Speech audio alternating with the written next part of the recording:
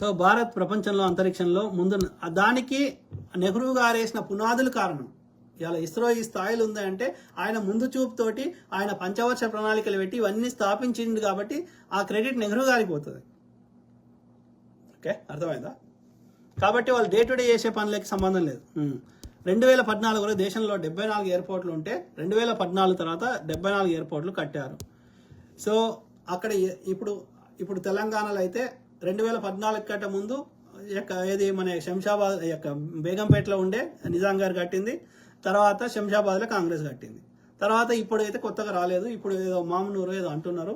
So వాళ్ళు ఎంతమంది ఎక్కుతారు, ఆ కొత్త ఎయిర్పోర్ట్లలో ఎంతవరకు వర్కౌట్ అవుతుంది అనేది మనకు తెలియదు. అది ఇప్పుడు దాంట్లో ఎనఫ్ ట్రాఫిక్ లేకపోతే దాంట్లో ఎనఫ్ ట్రాఫిక్ లేకపోతే యూజ్ కావు. సో కాబట్టి అవి ఎందరు ఎక్కరు అది కూడా సేమ్ థింగ్. అది కూడా డిమాండ్ని బట్టి మనం చేయాల్సి వస్తుంది.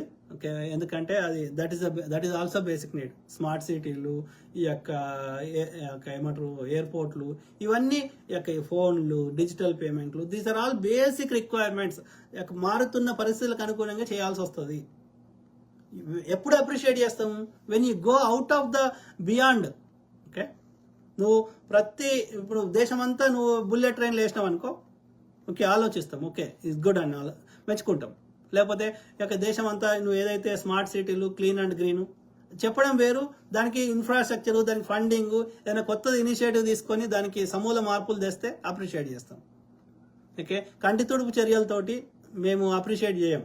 ఓకే, నువ్వు ఉన్న ఫండింగ్ ఎంత, నువ్వు దాంట్లో చేసింది ఎంత. సో అది ఏదో కంటి తుడుపు చర్యలు అయితే తెలంగాణలో అయితే ఏం లేదు. ఇక వేరే ప్రాంతాల్లో ఎక్కడ వచ్చినాయి పెద్ద పెద్ద కొత్తవి, చిన్నవి వచ్చినాయి నార్త్ ఇండియాలో. కానీ అది పేరుకే ఎయిర్పోర్ట్ అంటున్నాం, కానీ అక్కడ బేసిక్ ఫెసిలిటీస్, ఇన్ఫ్రాస్ట్రక్చర్ ఏమీ లేదు. పేరుకే అట్లా పేరు పెట్టినాం అంతే. ఆ గతంలో కాంగ్రెస్ హయాంలో కట్టినటువంటి బిల్డింగ్ సెకండ్ గ్రేడ్ కాలేజీలకి నువ్వు ఆల్రెడీ ఎస్టాబ్లిష్డ్ అయిన వాటికి పేర్లు మార్చి ఐఐటి అని పేరు పెట్టినావు, అలా గుర్తింపించినావు. కానీ నువ్వు కొత్తగా కాలేజీలు పెట్టలేదు, కొత్తగా ఏం చేయలేదు. కాబట్టి ఇక్కడ నువ్వు కొత్తగా ఇనిషియేట్ చేయనప్పుడు మేము దాన్ని లెక్క పెట్టాం పరిగణలోకి. ఒకవేళ నువ్వు ఏదైనా చేసినా పీనట్సే. నువ్వు ఆడ జరుగుతున్న దానికి నువ్వు చేసింది చాలా శూన్యం, చాలా తక్కువ. Same story AIIMS, same story. Okay, ఇది పేర్లు మార్చిండు మిత్రులారా. ఓకే, 2014 కంటే ముందు 6 ఎయిమ్స్, 2014 తర్వాత 15 ఎయిమ్స్. ఆల్రెడీ ఉన్న ఎస్టాబ్లిష్మెంట్స్కి పేర్లు మార్చిండు. అర్థమైందా? ఇప్పుడు బీబీ నగర్లో ఉన్న ఎయిమ్స్ గతంలోనే ఉండే. ఓకే, సో కానీ నార్త్ ఇండియా కొన్నిటికి నార్త్ ఇండియాలో ఆల్రెడీ ఉన్న కాలేజీలకి పేరు మార్చిండు. పేరు మార్స్తే కొత్తగా పెట్టినట్ట. కొన్ని చోట్ల అయితే ఆడ పేరు ఉంది కానీ ఖాళీ జాగా ఉంది ఇప్పటికీ. సో కాబట్టి దయచేసి ఈ గోధీ మీడియాలో వాట్సాప్ యూనివర్సిటీలు వచ్చేది నమ్మకండి.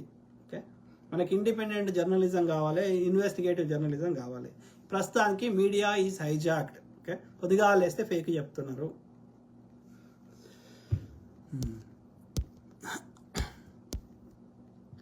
ఎన్ని పెట్టినావు కామెంట్స్?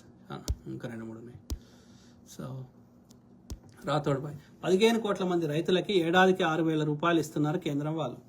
తెలంగాణలో అయితే ఒక్క రైతుకు రాలే, నార్త్ ఇండియాలో కూడా వచ్చినట్టు మా దగ్గర అయితే ఎలాంటి ఆధారాలు లేవు. అది ఒకవేళ ఇచ్చినా చాలా తక్కువ. నువ్వు రైతులకి ఎంత ఇచ్చినా తక్కువనే. గతంలో కాంగ్రెస్ వాళ్ళకి రుణాలు కేంద్రం నుంచి కూడా అనేకమైనటువంటి సబ్సిడీలు, అనేకమైనటువంటి రాయితీలు, రుణాలు మాఫీ అయ్యేవి. ఇప్పుడు ఆ లెక్కన నువ్వు ఒకవేళ ఇస్తలేవు, అది ఎవరికి ఇస్తున్నావు మాకు తెలియదు. సో ఒకవేళ ఇచ్చినా అది చాలా కంటి తుడుపు చర్యనే. బడ్జెట్కి నువ్వు దోసుకున్న దానికి నువ్వు ఇస్తుంది చాలా శూన్యం ఒకవేళ ఇస్తే, కానీ మోస్ట్లీ ఇస్తలేవు. రాతోడు అంటే నీకు ఏమవుతుంది ఇక్కడ? నీకు ఆధారం లేకుండా కేవలం పక్కోని మీద బురదలుతున్నావు, నువ్వు గొప్ప చేసినా అని చెప్పుకుంటున్నావు. ఎవిడెన్స్ ఏమి చూపెట్టలేకపోతున్నావు అంతే. సో అదే సేమ్ స్టోరీ. ఆ బ్రాహ్మణ వాడు చూపెట్టే అరుంధతి నక్షత్రం బ్రాహ్మణునికి తప్ప ఎవరికి కనిపించదు, బాపనోనికి తప్ప ఎవరికి కనిపించదు. ఈ బీజేపీ వాళ్ళు చెప్పే అభివృద్ధి అంధభక్తులకు తప్ప సామాన్యులకు కనిపించదు. సింపుల్. 2014 కంటే ముందు యూనివర్సిటీలు 760 ఉంటే 2014 తర్వాత 1013 అయినాయి. ఆయన ఏమవుతున్నారా? కొత్త యూనివర్సిటీలు తెలంగాణ ఎన్ని వచ్చినాయి చెప్పండి. ఇప్పుడు ఇట్స్ రిప్లికా కదా. అన్నం ఉడికిందా అంటే మొత్తం గింజి పిండి చూడం కదా. ఇప్పుడు 1013 కొత్త యూనివర్సిటీలు వస్తే తెలంగాణలో వాళ్ళకెళ్ళి 10-20 అయినా రావాలి కదా. తెలంగాణలో 2014 తర్వాత ఎన్ని కొత్త యూనివర్సిటీలు వచ్చినాయి చెప్పండి. ఆయన ఏమంటున్నాడు 2014 కంటే ముందు 760 ఉండే, ఇప్పుడు 1013 అయినాయి. తెలంగాణలో ఎన్ని కొత్త యూనివర్సిటీలు వచ్చినాయో మీరు చెప్పండి. అన్ని అప్పుడు డాక్టర్ వైఎస్ఆర్ రాజశేఖర రెడ్డి గారు ఉన్నప్పుడే వచ్చినాయి. ఆ Telangana university, Palamuru university, Satavahana university, ఇంకో యూనివర్సిటీ. అంతకంటే ముందు నిజాం కాలంలో, లేదంటే కాంగ్రెస్ అని కాలంలో. ఓకే, ఇట్లా లేదంటే ఒకటి రెండు టీడీపీ కాలంలో కూడా వచ్చి ఉంటాయి కావచ్చు. సో కానీ ఈ 2014 తర్వాత బీజేపీ కొత్తగా ఇచ్చినటువంటి యూనివర్సిటీలో పేర్లు చెప్పండి. తెలంగాణలో, తెలంగాణ అయితే మాకు విజిబుల్ కదా, హైదరాబాద్ తెలంగాణ మాకైతే ఒక్కడిగా అనిపిస్తారు. అంటే this is Telangana is also part of India అన్నప్పుడు వాళ్ళు ఏదైనా చర్యలు తీసుకుంటే జాతీయ స్థాయిలో తీసుకుంటారు. కాబట్టి ఇప్పుడు అన్ని రాష్ట్రాలకు ఇచ్చినప్పుడు తెలంగాణ కూడా ఎన్నో కొనిస్తారు అన్నప్పుడు, తెలంగాణలో ఒక్కటి రానప్పుడు అంటే మిగతా రాష్ట్రాలు కూడా రానట్టే. అంటే నువ్వు కేవలం మాకు చెత్త నింపుతున్నావు, ఎలాంటి ఆధారం చూపెట్టలేకపోతున్నావు. పేర్లు చెప్పు, నువ్వు 1113 పేర్లు చెప్పు.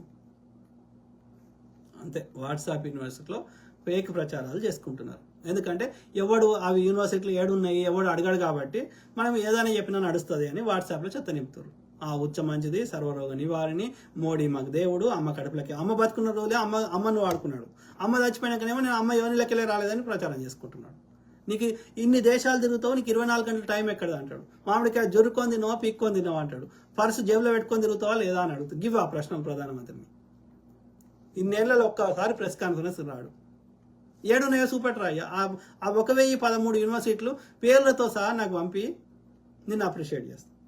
లేదు అంటే ఆ ఉచ్చనేది ఆగి చచ్చిపోతావో, ఆ నీళ్ళు లేని బాయిలో దుంకి చచ్చిపోతావో చెప్పు. ఈ ఫేక్ ఎందుకు ప్రచారాలు? ప్రజలు అంత అమాయకులు ఎడ్డోళ్ళు ఎవరు లేరురా అయ్యా. ప్రజలు ఒక్కొక్కరి దగ్గర 2 స్మార్ట్ ఫోన్లు వచ్చినాయి. ఎంత చదువుకున్న వాళ్ళు కూడా ఆలోచిస్తున్నారు. ఇప్పుడు నువ్వు చెప్పిన ఆ యొక్క ఏవైతే అంటున్నావో ప్రజలకు వచ్చినాయో ఎంత వాళ్ళకి తెలుస్తుంది కదా. వాళ్ళకి ఇల్లు వచ్చిందా మోడీ ఇస్తే, వాళ్ళకి రుణాలు మాఫీ అయినాయా, వాళ్ళకి సన్నబియ్యం వస్తున్నాయా, బీజేపీ పాలిత రాష్ట్రాలు వస్తున్నాయా, వాళ్ళకి తెలుస్తుంది కదా ప్రజలకి. నార్త్ ఇండియాలో ఏది సండాసులు కట్టిస్తా అని చెప్పి అది దానికి పైప్ కనెక్షన్ లేదు, ఏం లేదు. ఒకసారి పైసలు ఇస్తే దాన్ని ఎవ్వడు వాడతలేడు, మళ్ళీ ఊరవతలకే పోతున్నారు. సో ఏదైనా ఒక పేరు చెప్పి పైసలు రిలీజ్ చేసి తింటున్నావు తప్ప సమస్యకు పరిష్కారం చూపెడతలేవు. ఇది వాస్తవం. మళ్ళీ ఈ వాట్సాప్ యూనివర్సిటీలో గోధి మీడియాలో ఫేక్ ప్రచారం చేసుకుంటున్నాం. సింపుల్. ఓకే, చెప్తూనే ఉండిగా 2013-14లో రక్షణ రంగానికి 2 లక్షల బడ్జెట్ 2 లక్షల కోట్లు. 2025-26లో 6 లక్షల కోట్లు.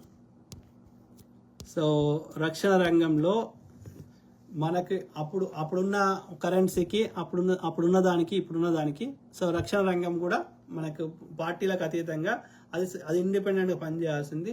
దానికి అప్పుడున్న బడ్జెట్కి అప్పుడు 10 or 15% కేటాయించినాం. ఇప్పుడు కూడా కేటాయిస్తే బడ్జెట్కి మరి ఎందుకు వాళ్ళని తీసేసినావు? ఫుల్ టైం ఎందుకు ఎంప్లాయీ తీసేసినావు? అగ్నివీర్ ఎందుకు పెట్టినావు? మరి ఎడిగిపోతున్నాయి పైసలు. సో నువ్వు చెప్తున్న అన్నిటి మీద కూలంకషంగా అది నిజమా? ఇప్పుడు నాకైతే 90% నువ్వు చెప్పిన అన్ని ఓకే, అవి ఫేక్ అనిపిస్తున్నాయి. నేను బడ్జెట్లో నిజంగా అవన్నీ పూర్తిగా నేను విశ్లేషించినాక నువ్వు చెప్పినవి నువ్వు చెప్పింది కరెక్టా లేదా. ఎందుకంటే నువ్వు 90% ఆఫ్ దెమ్ నువ్వు ఫేక్ చెప్తున్నావు. ఎందుకంటే నేను ఇన్స్టెంట్గా ఇప్పుడు వెరిఫై చేయలేను కదా, అందుకని నువ్వు ఏది పడితే అది చెప్తున్నావు. అట్లా కలవది. నేను ప్రాపర్గా నువ్వు చెప్పింది రీసెర్చ్ చేసినాక చెప్తా, ప్రజలకు వాస్తవాలు చెప్తా. నువ్వు పెట్టిన యూనివర్సిటీలు ఏడున్నాయో, నువ్వు ఇచ్చిన పైసలు ఎంతమంది రైతులకు వచ్చినాయో రైతులను అడిగి ఇండిపెండెంట్ జర్నలిస్టులను అడిగి ఇన్వెస్టిగేటివ్ జర్నలిస్టులను అడిగి వాస్తవాలు బయటకు తీసుకొని వస్తాం. ఎక్కడ పోయినాయి ఆయుష్మాన్ భారత్ పైసలు, ఎంతమందికి వచ్చినాయి అన్ని కనుక్కొని ప్రజలకు వాస్తవాలు చెప్తాం. ఓకే, నువ్వు ఇట్లా వచ్చేసి ఏది పడితే టైప్ చేస్తే అది వాస్తవం అయిపోదు. అర్థమైందా?